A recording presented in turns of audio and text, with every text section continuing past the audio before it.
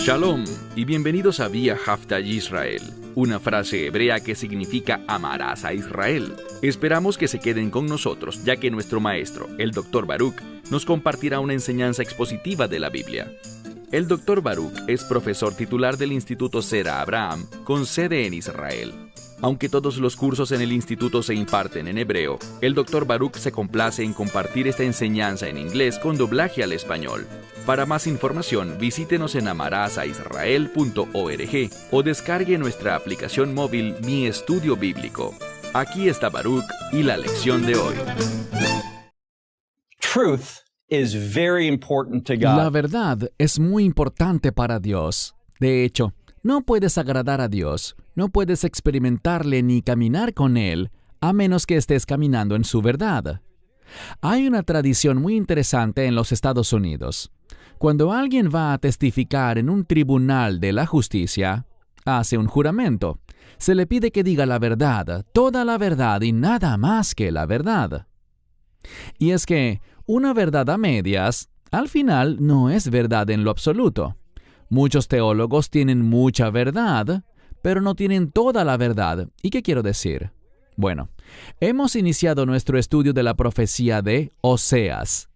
Si estás siguiendo una Biblia tradicional en español, estamos al final del capítulo 1. Si estás siguiendo una Biblia hebrea o una dirigida a la comunidad judía, estamos comenzando el capítulo 2. Lo que encontramos cuando terminamos nuestra primera sesión en esta profecía de Oseas es que Dios dirigió algunas palabras muy duras a los hijos de Israel. Él dijo: no voy a tener misericordia de ustedes, y ustedes ya no son mi pueblo. Punto. Es la verdad. Dios dijo eso. Pero la pregunta que tenemos que hacernos es la siguiente: ¿es esa toda la verdad? Porque muchas personas han construido una teología creyendo que ese sería el estatus de Israel, su condición, por toda la eternidad. Afirman que Dios dijo: hasta aquí, ya no son mi pueblo, no les tendré misericordia, fin de la historia. Pero el problema es que, cuando leemos toda la verdad de Dios, encontramos que eso no es realmente lo que revela la Biblia.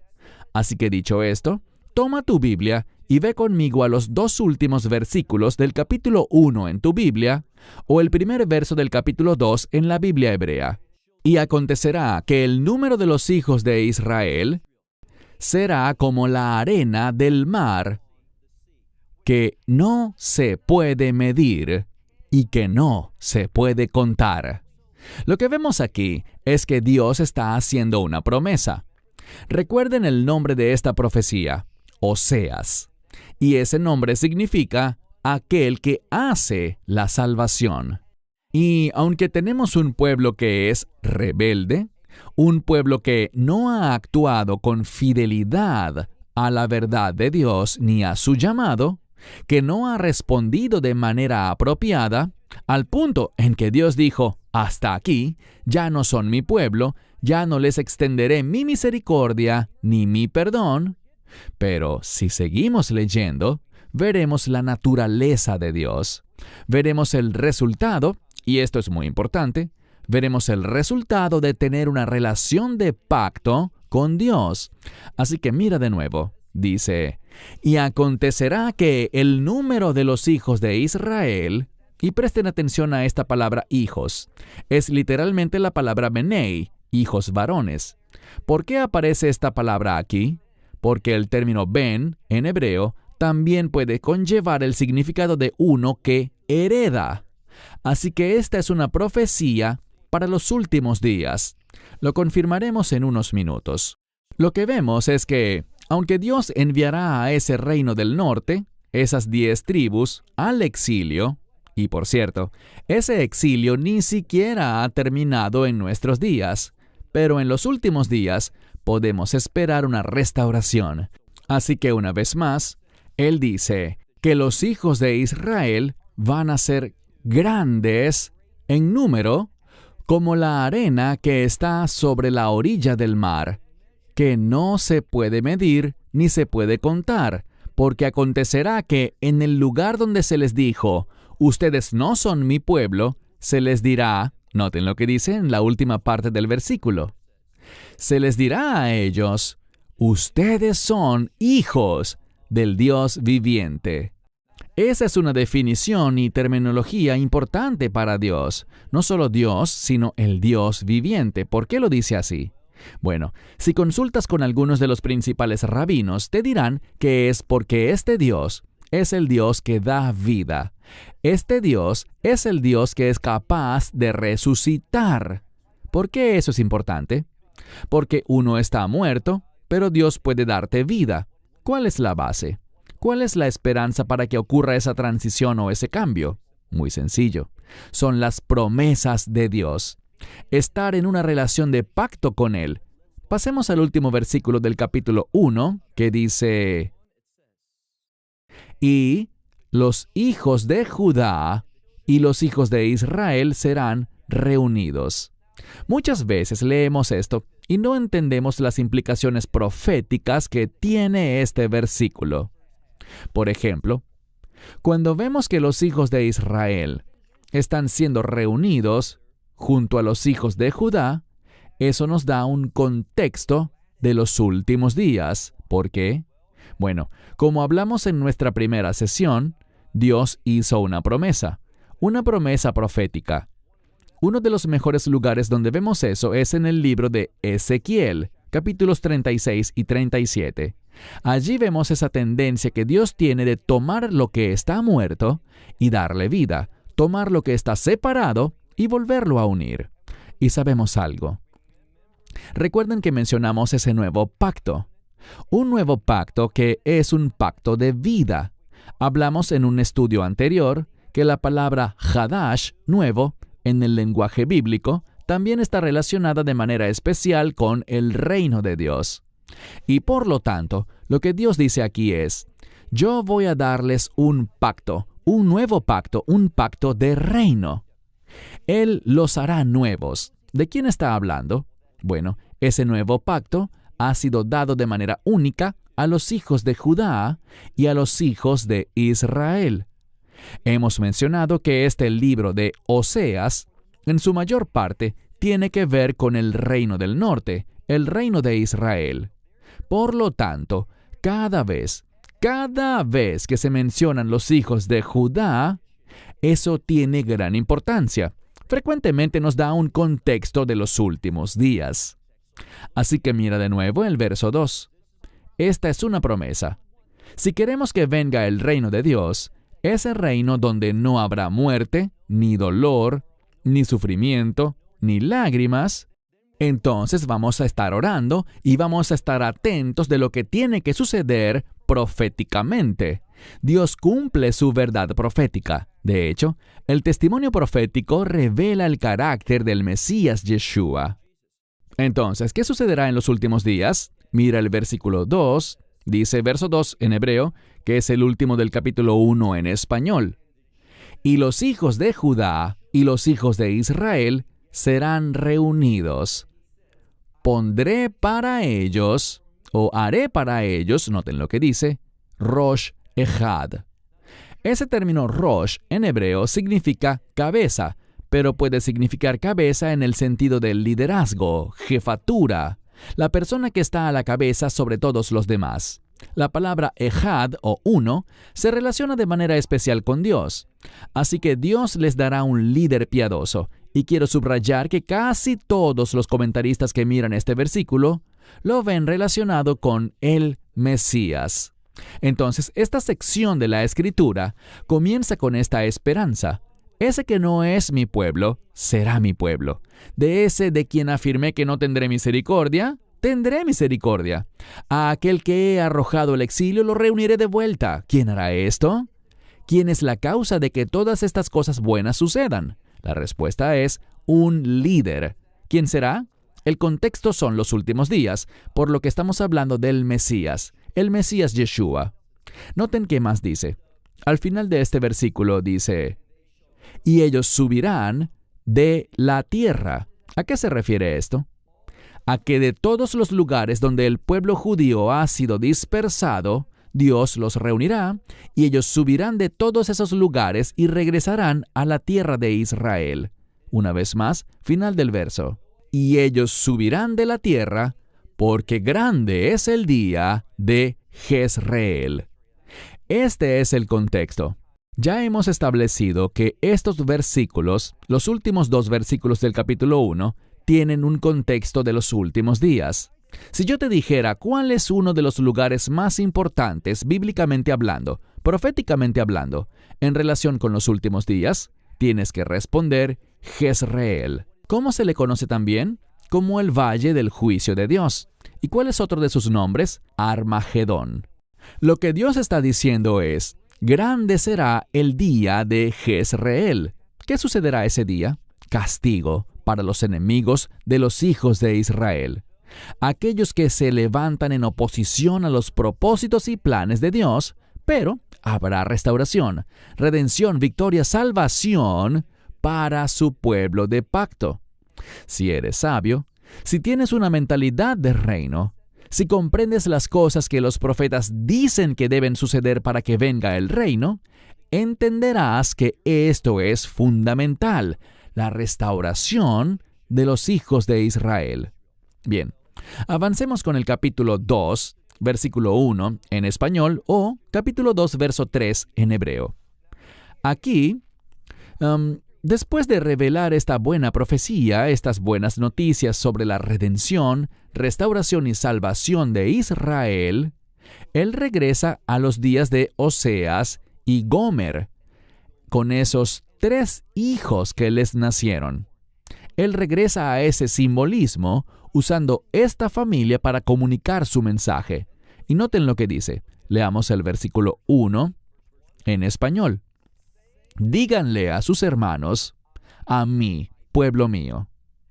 Y díganle a sus hermanas, Ruhamá, que significa misericordia. ¿Qué es lo que está prometiendo? Está prometiendo que aquellos que no eran su pueblo, serán su pueblo, como dice aquí, a mí, pueblo mío. Y luego revela cómo sucederá eso, y eso es con Rahamim o misericordia. Aquí hay una verdad bíblica muy importante. Hasta que no seas lo suficientemente sabio, lo diré de otro modo, hasta que no seas lo suficientemente humilde para entender tu necesidad de la misericordia de Dios, nada sucederá en tu vida que sea agradable para ti, que te eleve, que te transforme de verdad. No verás nada de eso porque todo comienza con la misericordia de Dios. Y solo pasará cuando entiendas tu posición delante de Dios. ¿Cuál posición? Desesperadamente necesitado de su misericordia. Él escribe aquí, y en el versículo 1 dice, voy a decirte misericordia, voy a llamarte mi pueblo. Esa es la verdad profética de Dios para ellos. Pero ¿cómo sucederá esto? Leamos ahora el verso 2. Él regresa a esta familia y dice en el versículo 1 lo siguiente. Díganle a sus hermanos, pueblo mío, y a sus hermanas misericordia. ¿Dónde comienza esto? ¿Cómo se vuelve realidad? Ahora sí leamos el versículo 2, donde dice, leemos aquí, contiendan con su madre, contiendan. Bien, aquí hay un principio muy importante. No puedes entender la profecía adecuadamente a menos que conozcas un término muy importante llamado Hador Habá, que significa la próxima generación. Grandes cosas sucederán proféticamente en la próxima generación. Quiero darles un ejemplo. Si lees Mateo y te fijas en la genealogía registrada por Mateo, lo que encontrarás es que esa genealogía está construida de una manera muy singular. Cuando comenzamos y vemos que hay 3 diferentes épocas de tiempo en esa genealogía, notamos que entre cada época hay 14 generaciones. ¿Por qué 14? Porque 14 es el número de una doble bendición. También es una referencia a las grandes bendiciones que serán parte del reino de Dios. Así que vemos desde el principio hasta el final de la primera época de tiempo, 14 generaciones. Desde el final de la primera hasta el final de la segunda, 14 generaciones. Y luego, cuando llegamos a los días del Mesías, también dice 14 generaciones. Pero si eres sabio y las cuentas adecuadamente, ¿sabes qué? No encuentras 14, solo encuentras 13. ¿Significa eso que Dios se equivocó? ¿Que su palabra no es confiable? Absolutamente no. Hay una generación faltante. ¿Cómo entienden eso los rabinos? Bueno, no es que ellos sean expertos en el Nuevo Testamento, pero si ellos te dieran su interpretación, te dirían que una generación faltante es la próxima generación. Verán, en el libro de Mateo, esa genealogía no solo habla de la esperanza del nacimiento del Mesías, sino que también habla del regreso del Mesías para establecer su reino. Y siempre debemos pensar que estamos apenas a una generación de distancia. ¿Cuál es esa generación? Nuestros hijos.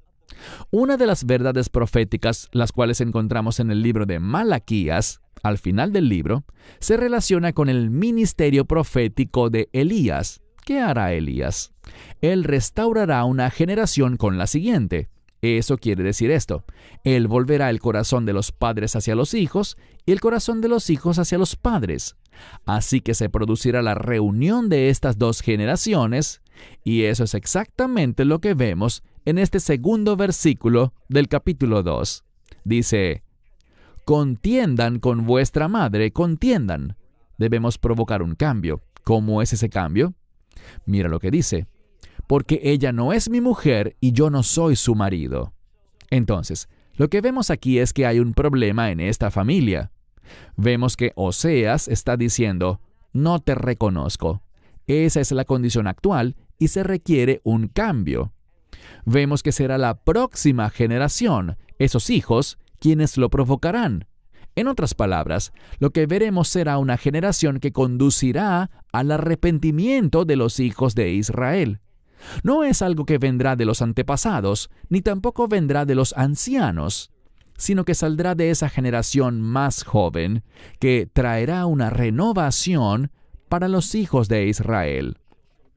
Sigamos leyendo. Dice que ella debe quitar su prostitución de delante de sí y su fornicación de entre sus pechos. Lo que estamos viendo aquí son ilustraciones que hablan de la idolatría. Así que aunque los términos digan fornicación o adulterio, entendamos que esto es un lenguaje profético para lo que se llama simplemente abodá, zará en hebreo, o idolatría.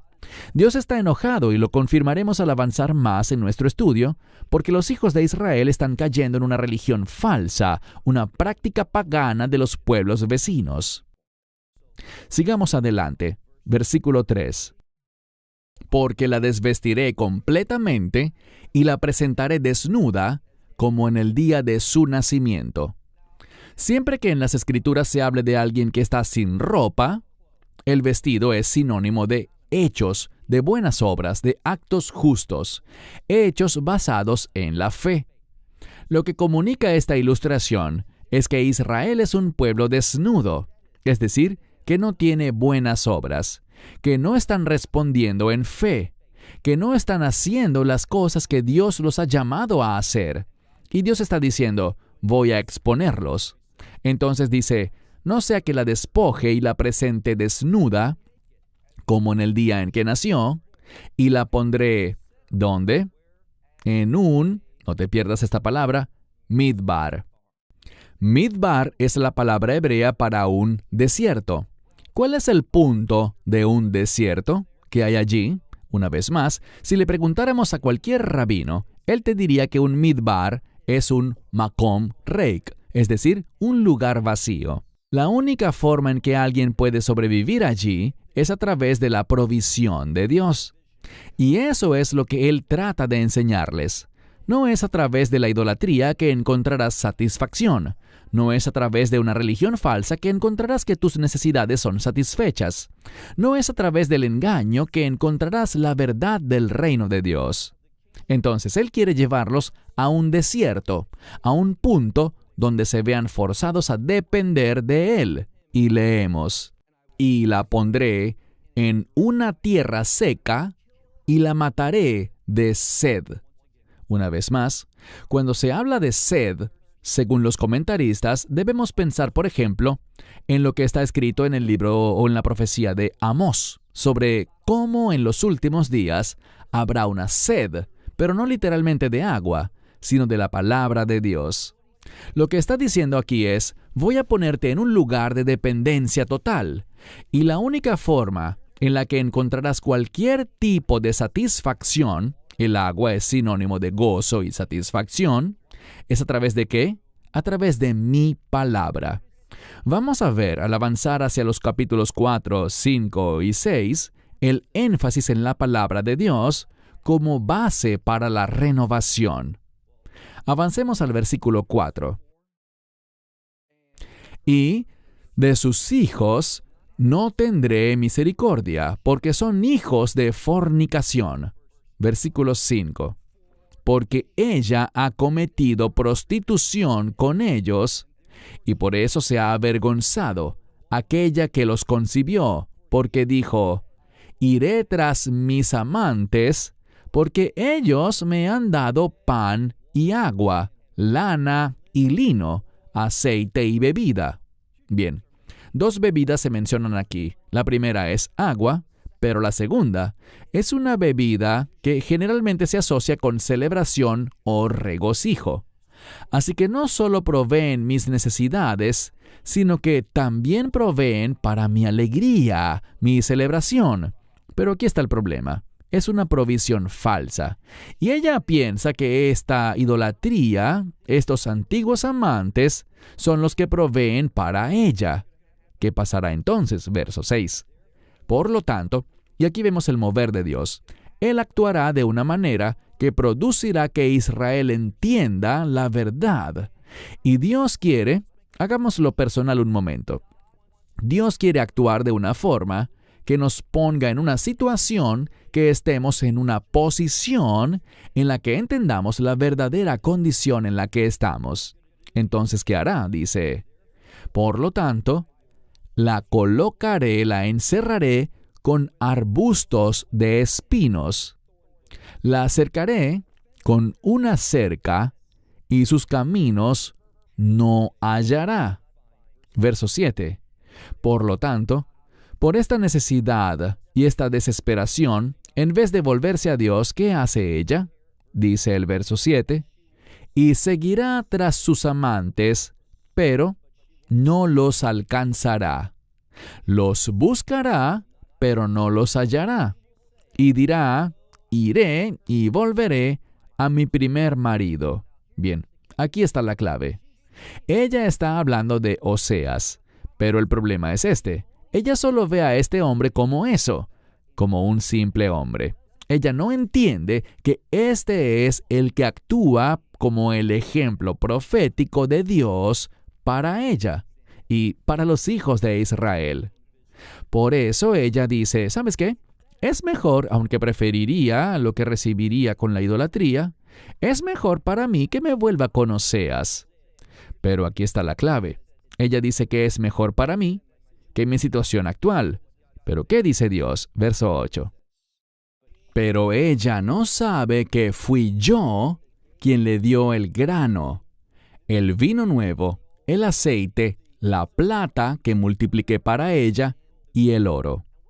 ¿Y qué hizo ella con todas esas cosas? Ella usó la plata y el oro, no para honrar a Dios, sino que dice, lo ofreció a Baal. Baal es una palabra importante para entender esta profecía. La palabra Baal, en hebreo moderno, igual que en hebreo antiguo, significa esposo. Pero el término Baal también puede ser el nombre de un dios falso. Así que hay un juego de palabras aquí. Ella no entiende que su esposo no es Baal, es decir, no es este dios falso. Entonces Dios va a moverse en su vida. De eso trata esta profecía. Se moverá en los hijos de Israel. ¿Y sabes qué? Se moverá en tu vida y en la mía para que entendamos de dónde proviene todo don bueno y perfecto. En el libro de Santiago se nos enseña que toda buena dádiva y todo don perfecto, todo lo agradable, todo lo que realmente satisface, es un regalo que desciende del cielo, de Dios. Y todo lo demás es una provisión falsa, una falsificación que proviene de otra fuente. ¿Qué fuente? El enemigo. Así que, una vez más, dice que ella, verso 8, ella no sabía que era yo quien le daba a ella ese grano, ese vino nuevo, ese aceite y ese dinero que le multipliqué. Eso es lo que significa la plata y ese oro, con el que hizo ¿qué? Se hizo un Baal, lo usó con fines de idolatría. Verso 9. Por tanto, regresaré, Dios se moverá. Tomaré mi grano a su tiempo y mi vino nuevo en el tiempo señalado. Tomaré de vuelta mi lana y mi lino, que les fueron dados para que cubriera su desnudez. Y ahora la expondré, y no te pierdas esta palabra. Muchas Biblias dirán, expondré su desnudez, o la expondré de manera repulsiva. Pero esta palabra, con mucha frecuencia en las Escrituras, se usa para definir un cadáver en descomposición.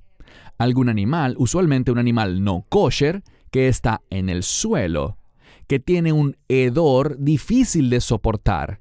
Esa es la palabra que se usa aquí. Y debemos preguntarnos, cuando Dios me ve, ¿qué ve Él? ¿Cómo percibe mis acciones y mi conducta? Bueno, con los hijos de Israel en este momento, Él estaba muy disgustado. Y la única solución es el arrepentimiento. Concluyendo, dice aquí, voy a exponerla de manera repulsiva ante los ojos de sus amantes, y ningún hombre podrá librarla de mis manos. Versículo 11. Dice aquí, porque haré cesar todo su gozo, todas sus fiestas, todas sus lunas, es decir, la fiesta de la luna nueva, sus sábados y todos sus tiempos señalados, todos sus tiempos sagrados, Él hará que terminen. La pregunta que debemos hacernos es muy simple. ¿Cómo está actuando Dios en mi vida? ¿Está Dios actuando para poner fin a todo lo que estoy haciendo? ¿O está Dios moviéndome y me estoy sometiendo a su dirección en mi vida para acercarme más y más a donde Él quiere que esté? Bueno, he llegado al final del estudio de hoy. Nos vemos la próxima semana para completar el capítulo 2 de Oseas. Esperamos que te hayas edificado con el mensaje de hoy y lo compartas con otros. Te invitamos a seguir nuestros estudios cada semana por este canal y por el portal de YouTube de Amarás a Israel. También puedes descargar nuestra aplicación móvil gratuita, Mi Estudio Bíblico.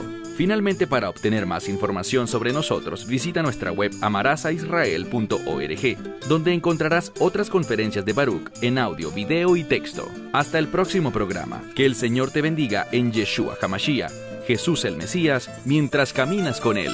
Shalom desde Israel.